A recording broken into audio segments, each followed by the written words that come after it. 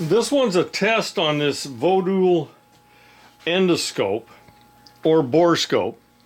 Okay, that's what comes in the side of the box. There's no real model on this that I found. It's a Wi-Fi endoscope. Okay, go over a few things it's got. It's got a 12-foot cable. That's a pretty neat, and it's a semi-rigid cable. Pretty long. You could snake quite a ways in there. It's also got little attachments, doohickeys here. It's got a little tiny mirror, and it's got a magnet, and it's got a hook. And these things can all be attached to the camera. The camera itself is, of course, right there. It's a 2-megapixel camera, so it's not anything great. I'd love to have it better than that. But that's pretty much standard for most of the stuff in the industry. This one is weird because it hooks up to Wi-Fi. That means you have to go to your phone or pad or whatever you got and use it. Use this as a Wi-Fi source to take pictures, to use the app. There's an app for the silly thing, and I'll show you where that is. And you use the app, and the pictures come up on it. Of course, it does video, it does pictures. It was a little tough to figure out how the silly thing worked at first, but I'll just go over some of what you do. Now, this is a manual, which frankly is almost ridiculous, but you can use it. You can actually get the code for the app right there. You can just go to the App Store and get it either way. You have to have a code reader for this. Kind of give you an idea here.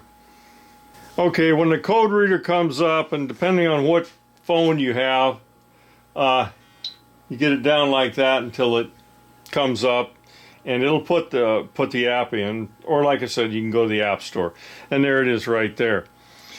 Okay, I've already got the app, so if I go like that, okay, now it's showing pictures that I've done, and if I hit cancel on here, sometimes, okay, now it's going to go to the blank screen, and it's not connected now. I haven't turned this on, so I'm going to go ahead and turn this on.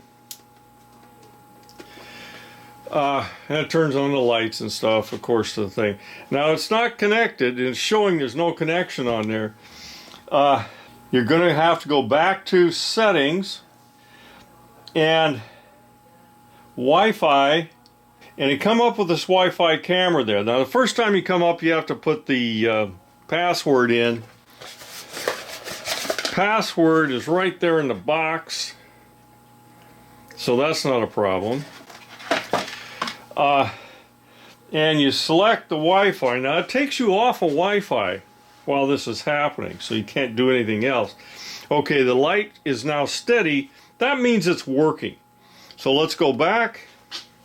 So here, I've got this thing taking some sort of, it's just showing the room around me here. If I want to take a picture, I can do that. It'll take a picture. If I want to do video, it gets a little odd about this. Okay, now it's starting to do video. If you look up in that corner, you can see it's doing video. Hit it again, and it shuts off.